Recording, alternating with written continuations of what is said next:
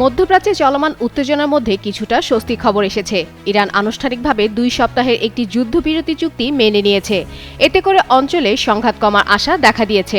ইরানের সর্বোচ্চ জাতীয় নিরাপত্তা পরিষদ চুক্তিটি অনুমোদন করেছে বলে দেশটির জাতীয় সংবাদ মাধ্যমে জানানো হয়। মেহের নিউজ এজেন্সির প্রকাশিত বিবৃতিতে বলা হয়েছে, নতুন সর্বোচ্চ নেতা আয়াতুল্লাহ মোস্তফা খামেনির সম্মতিতেই এই যুদ্ধবিরতি কার্যকর হয়েছে।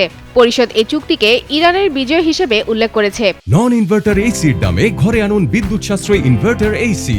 এখন 1.5 ton my one inverter AC মাত্র 48,900 টাকা পাওয়া যাচ্ছে মিনিস্টার শোরুমে। এই যুদ্ধবিরতি চুক্তি বাস্তবায়নে পাকিস্তান গুরুত্বপূর্ণ ভূমিকা রেখেছে। পাকিস্তানের প্রধানমন্ত্রী ইরান ও যুক্তরাষ্ট্রকে ইসলামাবাদে আলোচনার জন্য আমন্ত্রণ জানিয়েছেন। সেখানে স্থায়ী সমাধানের বিষয়ে আলোচনা হতে পারে। তবে যুদ্ধবিরতি ঘোষণার পরও পুরোপুরি শান্তি ফেরেনি অঞ্চলটিতে। যুক্তরাষ্ট্র তাদের হামলা বন্ধ রাখলেও ইসরায়েল এখনও কিছু হামলা চালাচ্ছে বলে জানা গেছে। একই সঙ্গে উপসাগরীয় অঞ্চলে ক্ষেপণাস্ত্র হামলার খবরও পাওয়া গেছে।